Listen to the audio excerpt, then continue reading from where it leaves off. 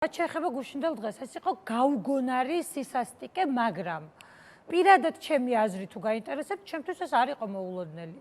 მე ზუსტად ვიცი რა ჭირს შიგნით ქართულ ოცნებას, მე ზუსტად ვიცი როგორი გამოშიგნულები, როგორი გამოფატრულები და როგორი ყველაფრისგან დაცლილები არიან, მე ზუსტად ვიცი მათი დაპირისპირებების შესახებ და შესაბამისად ის, რასაც გუშინ უყურებდით, ეს იყო ამას ერთი სიტყვით შეგვიძლია აღწეროთ და რაღაც დიაგნოზი შეიძლება დავარქვათ, ეს იყო ისტერიკა.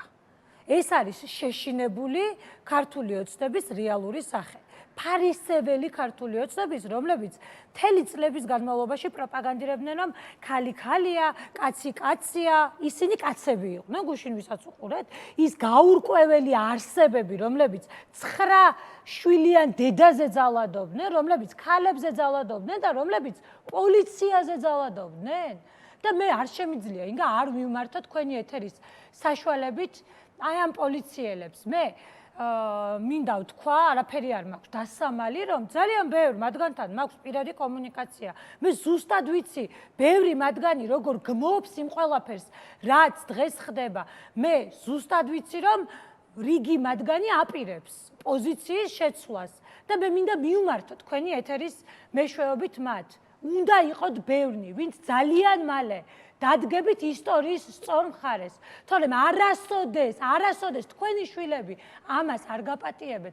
ჩემი შვილი, რომლისთვისაც კუმირია პოლიციელი, გიждდება, ინგა ჭკუა ეკეტება, გუშინ მეკითხება, მე სულ ვცდილობ, რომ მათ ავარიდო და არ ვაყურებინო აი ამ პატარები არიან ჯერ ამ ყველაფერს. პატარები არიან, მაგრამ ნუ როგორც ჩანს, თვალი მოკრა და რამდენადაც ვიცი TikTok-ზე ნახა და ძალიან გულდაწყვეტილი მეკითხებოდა, დედიკო, პოლიციელებს ასე რატო ექცეოდნენო?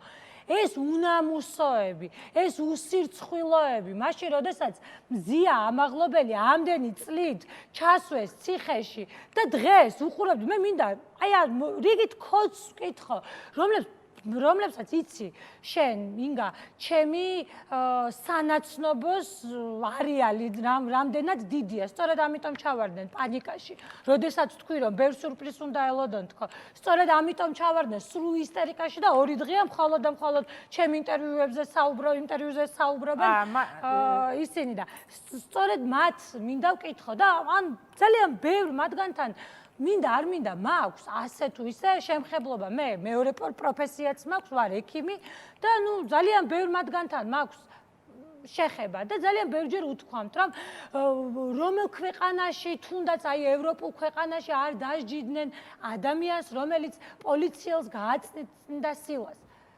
რომელ ქვეყანაში არ დასჯიდნენ აი ამ გაურკვეველ არსებებს, რომლებიც არა მხოლოდ ქალებზე ძალადობდნენ გუშინ, არამედ სწორედ პოლიციელებზე ძალადობდნენ. პირიქით აქეთ აღუძრეს კიდე საქმე ალბათ ნახავთ შინაგან საქმეთა სამინისტროს განცხადება. სოფო, აი ხაც ახსენეთ სიტყვა სიურპრიზი ახსენეთ, რომ გაქვთ კონტაქტი მათ შორის პოლიციელებთან, სხვებთან. შეგიძლიათ გითხრათ, ვის გულისხმობდით, როცა განაცხადეთ, რომ მაგალითად ბევრი ადამიანია თქვენთან ოცნებიდან და თან ისეთები, რაც იქნება სიურპრიზი ოცნებისთვის და ეხლაც გაიმეორეთ, რომ ბევრ სიურპრიზს უნდა ელოდონო. ამ განცხადებამ აშკარად იყვანა რაღაცნაირად წყობიდან ქართული ოცნება, ყოველ შემთხვევაში დღეს გაკეთებული განცხადებები ყოფილებზე გუშინ საერთოდ გაგდებულები ეძახეს.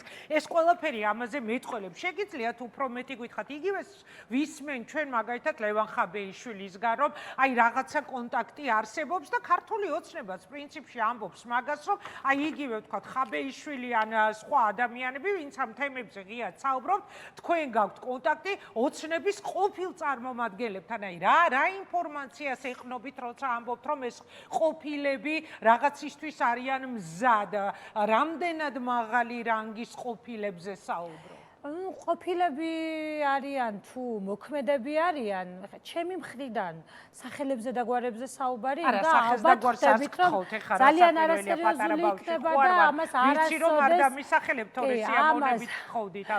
ამას არასოდეს ვიკადრებ. ერთადერთი რაც შემიძლია დადასტურებით გითხრათ და რაზეც პასუხი შემიძლია ვაგო, ნებისმიერი ჩემს და ჩვენს ხელთ არსებული ინფორმაცია მოხმარდება მხოლოდ ჩვენი ქვეყნის კეთილდღეობას და მხოლოდ სახელმწიფო ინტერესებს.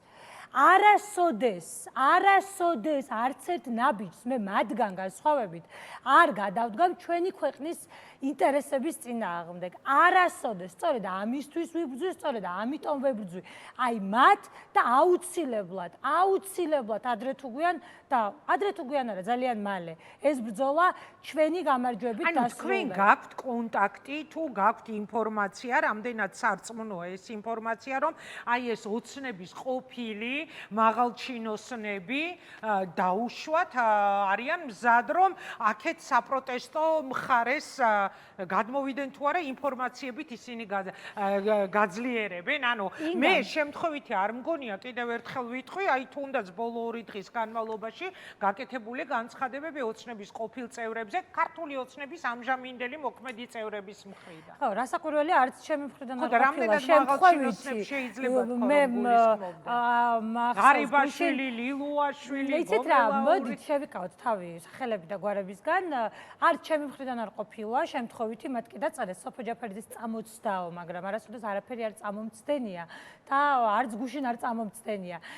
შესაბამისად, კიდევ ერთხელ ვიტყვი, რომ მე ვთქვი, რომ მათ ელოდებათ ბევრი სიურპრიზი და სიურპრიზი, რისი სიურპრიზია, მე თუ ახლა ამ ყველაფერზე ვისაუბრე. მე დარწმუნებული ვარ, რომ ძალიან ბევრი სიურპრიზი მიიღებენ ისინი. ამაში ვარ დარწმუნებული და რაც შეეხება ვინ გაახსენე გაგდებულების სიტყვა და სწორედ 2 დღის განმავლობაში აი ასე აბუჩათ მოხსენიებას ვისმენთ კობახიძე კალაძის გუნდიდან მაცას ვინ არის, ანუ როგორ შეიძლება თუნდაც აი პირობითად ლილუაშვილზე ისაუბროს კახა კალაძემ, დინარაძემ და კობახიძემ, კაცზე, რომელიც იყო ყველაზე ერთგული ბიძინა ივანიშვილის. გაგდებულებში ლილუაშვილს გულისხმობდა, ფიქრობ? დარწმუნებული ვარ, ახლა თქვენ ნახეთ, როგორ მოექცნენ ბიძინა ივანიშვილი, რომელიც როგორც ჩანს, ვერ დაკმაყოფილდა იმ რეპრესიებით, რა რეპრესიებიც იყო ბოლო წელიწად-ნახევრის განმავლობაში, მოუწია და გადაწყვიტა, რომ შეეცვალა ისინი, შეცვლილს ისინი გაგდებულებს უწოდებენ. და ლილუაშვილი თუნდაც რატომ მოიხსენიებთ ესეთ ტკბილად ლილუაშვილს? არ მოვიხსენიებ ტკბილად, მე ფაქტს ვამბობ, რომ ლილუაშვილი, რომელიც ყველაზე ერთგული იყო ბიძინა ივანიშვილის, რომელიც შიშველი ხელებით იბრძოდა ბიძინა ივანიშვილთან ერთად პირველივე დღიდან ხელისუფლების შესაცვლელად. დღეს თურმე გაგდებულია და ამას იძახიან ის ადამიანები, რომლებიც ზუსტად მაგ დროს ვანო მერაბიშვილის ბიძას იცავდნენ. ცოტა უცნაურია ინგა ეს დინარაძეზე საუბრო? ხადია. სოფო, აი ბოლო დღეებია გარდა იმისა, რომ ოცნება გპასუხობთ, ისმის მუქარები, მაგალითად თქვენი მისამართით, ხო? ოცნებიდან წასულ ერთდროს ძალიან გავლენიან პირებზე, ეხა ჩვენ რაზე ვსაუბრობდით გაგდებულებზე და თქვენს კავშირზე. რაღაცნაირად მოხდა დაკავშირება, აი კალაძემ განაცხადა, წავიკითხავ, სოფო ჯაფარიძე ჩვეულებრივი აგენტურის წარმომადგენელია, ასეულობით მილიონი დაიხარჯა, რათა შექმნილიყო ის აგენტურული რომელიც დღეს არის ამ რადიკალი ეს აკაცუკები ძალიან ჩაიხვენ მეცინება, მაგრამ ხო, მათი სახე წარმოდგენილი გიპასუხა ჩარმანაშვილმა, მათიკაშვილმა, აი რა გექნებოდა თქვენ საპასუხო და რაც შეეხება ისტორიით თქვენ მუქარა ჩემი მისამართით. მე რომ მუქარის მეშინოდეს, დღეს აქ არ ვიქნებოდი. მე რომ მუქარის მეშინოდეს, არ ავირჩევდი იმ გზას, რა გზაც ავირჩიე. მე რომ მუქარის მეშინოდეს, არ ვიქნებოდი 24 საათი გარეთ და არ ვიბრძოლებდი ხელისუფლების შეცვლისთვის. შესაბამისად იმ უკრონ და იყვნენ ძალიან მალე, მოდის 4 ოქტომბერი, როდესაც ისინი უბრალოდ აღარ იქნებიან და დღევანდელი დღე იყო ძალიან ნათელი მაგალითი იმისა, რა შეუძლია ხალხს. გუში ნახეთ, როდესაც დაინახეს. შედარებით ცოტა ხალხი, როგორ დიდ გულზე იყვნენ ეს ბჭყალებში ვაჟკაცები, კაცი რომ კაცია მათთვის, აი ეს რაღაც გაურკვეველი არსებები, დიდ გულზე იყვნენ, გვერდით მდგომი მომღიმარი ქალები, რომლებსაც მოწონდათ, რომ ისინი პოლიციელებზე და ქალებზე ძალადობდნენ. და აი ამ სისაძაგლეს უყურებდით გუშინ, მაგრამ დღეს რა მოხდა? დაინახეს ბევრი ხალხი და არიან შეყუჟულები ოფისში. ვერც კი მოახერხეს, რომ თავი გამოეყოთ მაინც. და თქვენ წარმოგიდგენთ ხალხი მდგარა ქუჩაში და დაურბევია სასტიკე მეთოდი. ინგა არასოდეს მე მაქვს ამაზე პასუხი. მაქვს ამაზე პასუხი. დღეს ქართული ოცნება არის ჩამოშლილი. დღეს ქართული ოცნება უბრალოდ არაფერზე აღარ დგას. და შესაბამისად ნახეთ დღევანდელი დღე, ხო?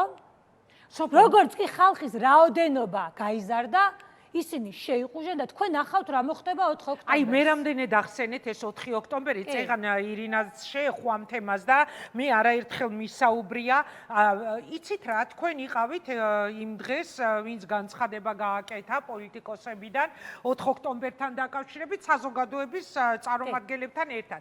იქნებ თქვენ მაინც გამცეთ კონკრეტული პასუხი, იმიტომ რომ მე ჯერ ვერ მივიღე კონკრეტული პასუხი, როგორ ამხობთ, როგორც თქვენ თავად უწოდებთ, მშვიდობიანად ქართულ ოცნებას, იმიტომ რომ როცა ვსვამ ამ კითხვას, პასუხი არის, რომ აი მერე გაიგებთ, მაგრამ მე კიდევ ერთხელ გავიმეორებ, გვინახავს მრავალათასიანი აქციები, სადაც სპეცრაზმი, ტიტუშკები გამოყრილი, გამოყვანილი, ყავდათ RBS ხალხი, აწამეს ახალგაზრდები, საწამებელ მანქანებში შეყარეს, დასაკითხად გადაიყვანეს, მერე მიუსაჯეს, ყავს უამრავი სინდის პატიმარი და აი ჯერჯერობით მათი დამხობა ვერ მოხერხდა. ამ მრავალათასიანი საპროტესტო აქციების მიუხედავადაც კი. ეხლა თქვენ მე შეგიძლიათ უფრო დეტალურად დამანახოთ, ანუ 4 ოქტომბერს შევიკრიბოთ, როცა ხალხს მოუწოდებ და დავამხოთ. როგორ? მშვიდობიანად. როგორ? რაც აი, ყველაზე რას მნიშვნელოვანია ეს სიტყვა მშვიდობიანი არასოდეს დაგვავიწყდეს და ინგა ახსენე რამდენიმე დღის წინ ნახე ალბათ ბრიფინგი, როდესაც სრულიად განსხვავებული გემოვნების, განსხვავებული პროფესიის ადამიანები ვიდექით ერთად.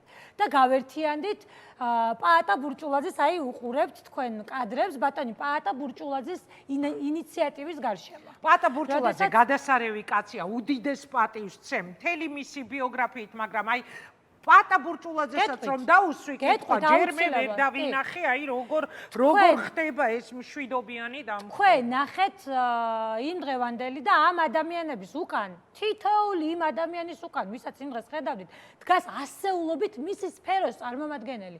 როგორც მათ შორის ჩემს უკან დგას ასეულობით ექიმი პირობითად. ასე აი ბატონი გიაბუღაძე, ახლა უყურებთ, გიორგი უშიკიშვილი და არაერთი უამრავი ადამიანი ვნახეთ გუშინ. მათ უკან თითოეულის უკან დგას ასეულობით, ათასობით ადამიანი. და ეს არის ძალიან მნიშვნელოვანი, რომ ჩვენ ერთმა რაღაცამ შეყვარა. ეს არის ჩვენი ქვეყნის სიყვარული. ქვეყნის, რომელსაც ბიძინა ივანიშვილმა წართვა ყველაზე მნიშვნელოვანი, ინგა. ეს არის ღირსება და ეს არის თავისუფლება. 4 ოქტომბერს თუ და მე დარწმუნებული ვარ, აი თუსაც ვერ ვამბობ, მე დარწმუნებული ვარ, რომ უამრავი 10,000-ობით ადამიანი იდგება გარეთ. აღონ აქ არ არის საუბარი იმაზე, რომ იდგებიან იქ რომელიმე ან პარტიის წარმომადგენლები, ან ამორჩევლები. იქ იდგება ქართველი ერი, ერთ მუშტად შეკრული ქართველი ერი, რომელიც აუცილებლად მშვიდობიანად დაამხობს ამ ხელისუფლებას. ანუ შეიკრიბებით, აღარ დაიშლებით და ასე ამ გზით წავა ივანიშვილი, ეს ბოლო კითხვაა ჩემი. კიდევ ერთხელ ვიტყვი. ნახავთ ყველაფერს, ალბათ ლევანს უსმინეთ რამდენიმე დღის წინ, რომ რაღაცა გარკვეულ ნაბიჯებზე ნელ-ნელა ვისაუბრებთ, მაგრამ ერთი მინდა ვთქვა, ეს იქნება საქართველოს გამარჯვების დღე.